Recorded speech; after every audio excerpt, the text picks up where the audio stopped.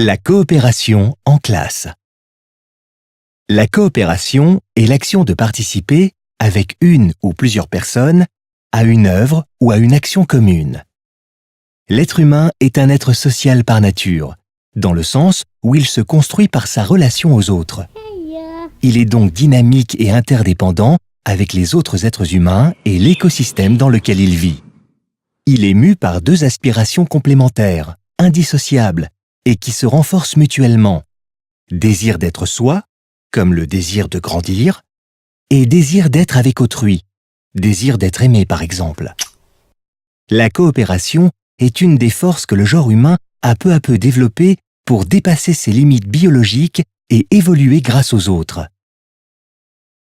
Le cerveau est pré-câblé pour la sociabilité et se développe grâce aux stimulations apportées par son environnement.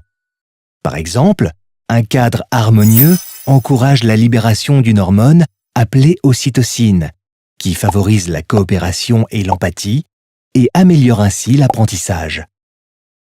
Des méta-analyses montrent que le travail entre pairs est plus efficace que le travail individuel, car les apprenants atteignent une puissance de réflexion supérieure. Ils peuvent mieux apprendre de leurs erreurs et comprendre les objectifs de leur apprentissage. Cette façon de travailler apporte de meilleurs résultats que l'approche compétitive, quelle que soit la matière ou les notions à s'approprier, à condition qu'elle soit bien encadrée. Elle est particulièrement efficace si l'amitié existe entre les élèves. Chaque élève apprend d'autant plus au sein d'un groupe dont le but est de résoudre un problème complexe, en confrontant ses représentations et en communiquant. Les élèves acquièrent ainsi non seulement de nouvelles connaissances, mais aussi l'esprit de solidarité et des compétences telles que l'écoute.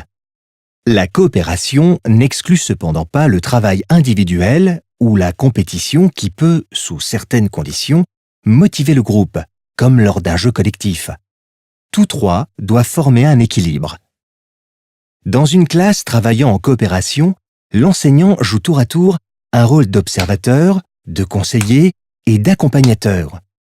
Il adapte ces différentes postures en fonction du type de coopération proposée, certains assez formels comme le tutorat ou le travail de groupe, d'autres beaucoup moins comme l'aide et l'entraide. Dans tous les cas, l'idéal est que les élèves réussissent au bout d'un certain temps à fonctionner de façon autonome et que la présence de l'enseignant se fasse de plus en plus discrète. Grâce à la coopération, les enfants enrichissent leur façon de penser par la complémentarité des raisonnements des autres. Ainsi, les enfants apprennent seuls, mais grâce aux autres, avec les autres.